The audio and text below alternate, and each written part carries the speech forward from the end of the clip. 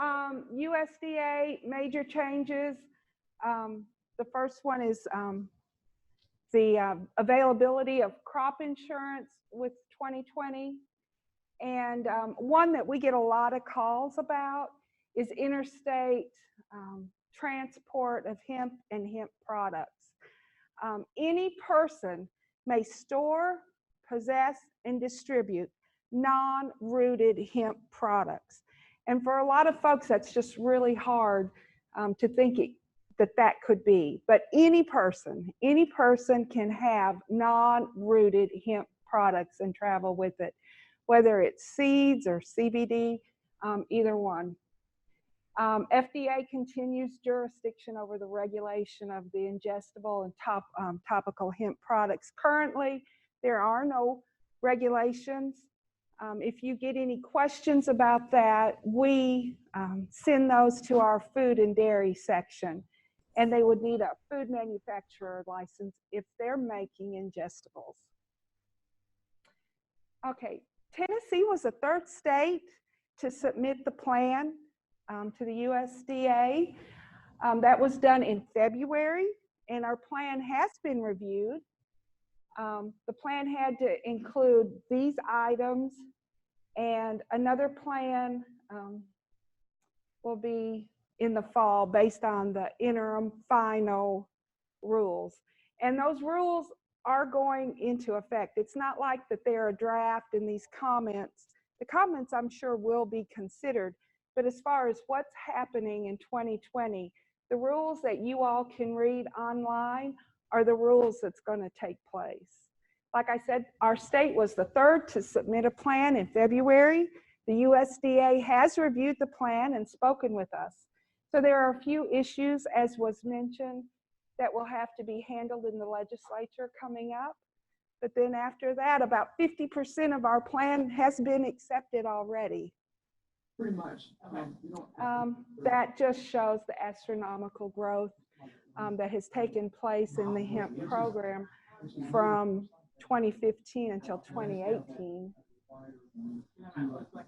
And then what happened in February of this year.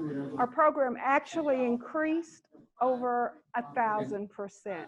So you can just imagine what that meant to the state and decision makers when a program went from having 200 and something growers to 4,000 growers and licensing over 51,000 acres in our state alone. The emergency rules that we're operating under was filed on June 3rd. As you know, lots of questions about processors. A lot of folks say that this is the bottleneck, you know, with the program right now, is having enough processors to handle our crops. Only rooted hemp plants are regulated. Seeds can move freely. You can order seeds from anywhere, have them sent in, and there's no problem with that. The applications went from an application window to us accepting them year-round. And also we have online movement applications. Do any of you have folks that talk to you or call you about moving rooted hemp? It can be found online. You do. It can be found online. It's simple if the program's working. It only takes a little while. If there's a glitch, folks usually call us and we do it the old-fashioned way and get them on the road. But we work very hard to serve the growers. Paperwork usually isn't something that farmers, you know, look forward to doing. So we try and make the hoops to jump through and just as simple as possible.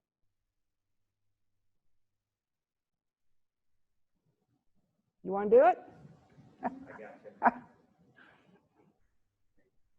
Okay. The only paperwork that our department deals in, like I said, is the hemp grower's license. You're familiar with it. 2 pages long, simple. Food manufacturing, like I said, with hemp, if folks are making ingestibles of any kind, then they do need to talk with our section, food and dairy, about a manufacturing license. The other is a seed seller license. If they're wanting labeled seed distributors, they have to have a seed license, and that's SISI. You can call our department at any time. All that paperwork too can be found online.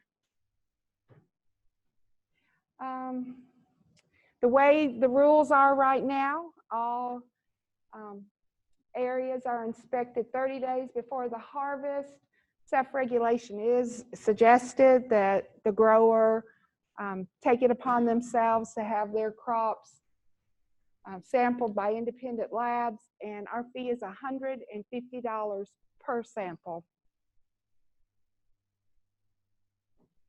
I don't even, that's the movement, the sample of the movement permit that can be found online. This is talking about our state legislative hemp task force. There's 12 members on that task force, 6 from the House, 6 from the Senate. Their findings, we're looking for those come the 1st of January. Our website, all of the information, something that I think all of you could appreciate is the fact that we say the program is fluid, because what we do today may not be the rule for tomorrow. In the last year, we've operated under 3 separate sets of rules. So, you know, that's made it, that's given us some opportunity to go with to flow with our fluid program. The rules come out, the interim USDA rules come out in October, and they applied state, tribal, or the USDA. States are required to have information on each hemp producer and their land. That was part of our plan that was accepted. We already do that. Report regular to the USDA. Under this last set of rules, farmers haven't had to do the agronomic report, but when the new rules go in, they will have to report regularly to the USDA.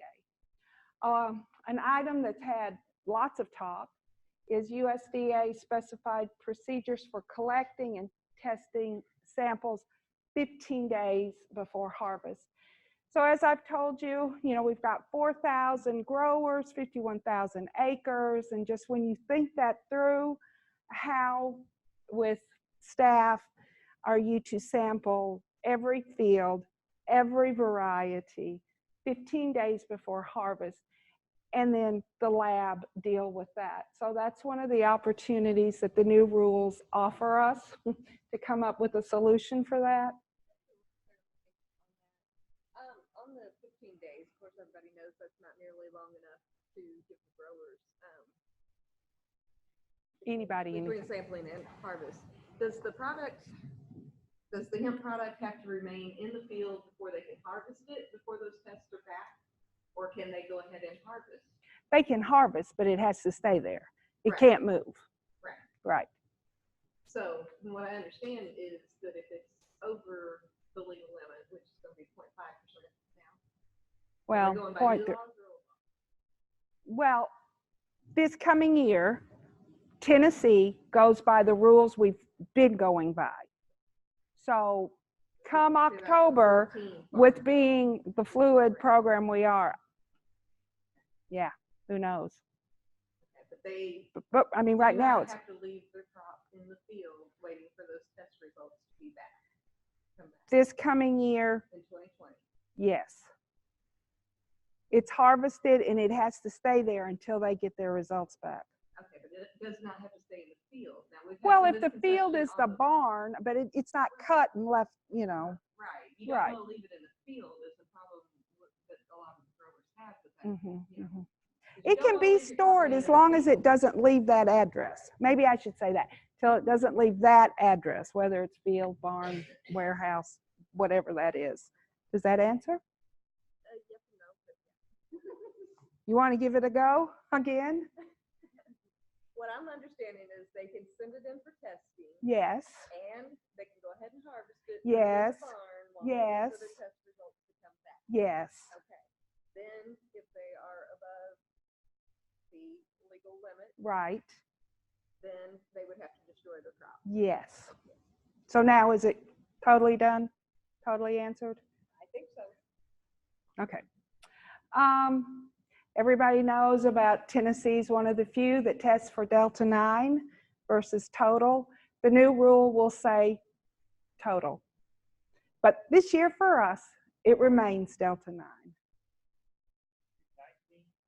In 20, it will remain Delta 9 in Tennessee until the fall, October, November, whenever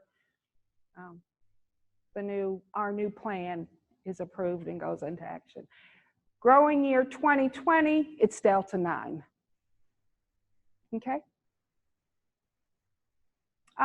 The difference with the USDA plan is that every field has to be registered with Farm Services, every variety. That's not had to be done in the past.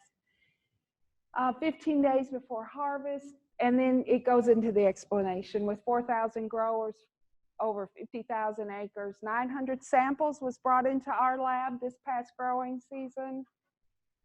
New rules would exceed the capacity the state has right now in our lab. So growers would suffer from postponed harvest dates due to sampling and testing.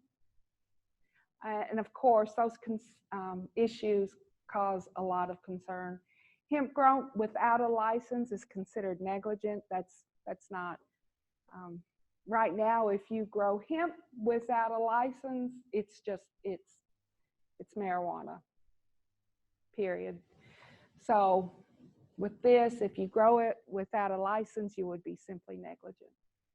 Total THC testing, over 20% of the Tennessee crop would have tested hot using total THC. And that would have been no fault on the grower. So all of these are areas that's being worked on with our plan.